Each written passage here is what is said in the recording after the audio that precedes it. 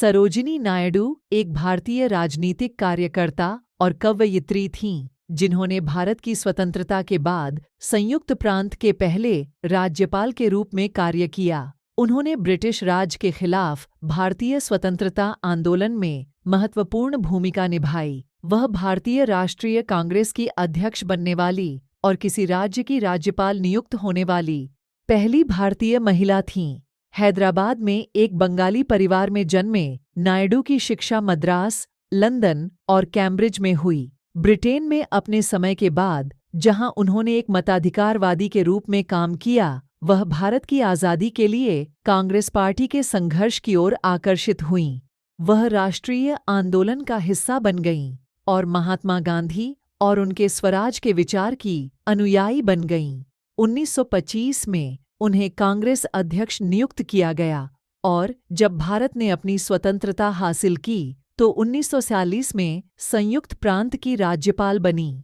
एक कवि के रूप में नायडू के साहित्यिक कार्य ने उनकी कविता के रंग, कल्पना और गीतात्मक गुणवत्ता के कारण उन्हें गांधी द्वारा भारत की कोकिला उपनाम दिया। उनके काव्य में बच्चों की कविताएं और देशभक्ति तथा त्रासदी सहित अधिक गंभीर विषयों पर लिखी गई कविताएं शामिल हैं। 1912 में प्रकाशित इन द बाज़ार्स ऑफ हैदराबाद उनकी सबसे लोकप्रिय कविताओं में से एक है। सरोजिनी नायडू का जन्म 13 फरवरी 1878 को हैदराबाद में अघोरनाथ चट्टोपाध्याय के घर हुआ था। उनके पिता ब्राह्मणगांव, बिक्रमपुर, ढाका, बंगाल, अब बांग्लादेश से थे। उनके पिता एक बंगाली ब्राह्मण थे और निजाम कॉलेज के प्रिंसिपल थे। उन्होंने विज्ञान में डॉक्टरेट की उपाधि प्राप्त की थी, एडिनबर्ग विश्वविद्यालय से। उनकी माँ बांग्ला में कविताएं लिखती थीं। वह 8 भाई बहनों में सबसे बड़ी थीं। उनके भाई वीरेंद्रनाथ चट्टोपाध्याय एक क्रांतिकारी थे और दूसरे भाई हरिंद्रनाथ एक कवि, नाटककार और एक अभिनेता थे। उनके परिवार को हैदराबाद में बहुत सम्मान प्राप्त था।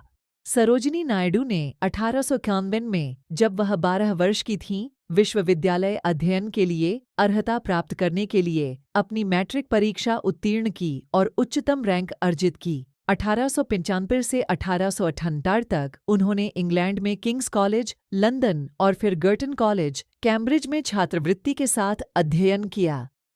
हैदराबाद के निजाम।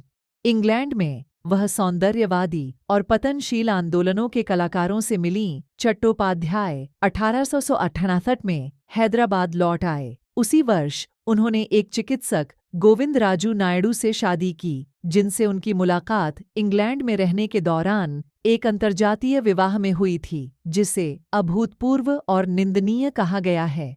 दोनों के परिवारों ने उनकी शादी को मंजूरी दे दी, जो लंबा और सामंजस्यपूर्ण था। उनके 5 बच्चे थे। उनकी बेटी पद्मजा भी भारत छोड़ो आंदोलन में शामिल हुईं और उन्होंने स्वतंत्र भारत में कई सरकारी पदों पर काम किया।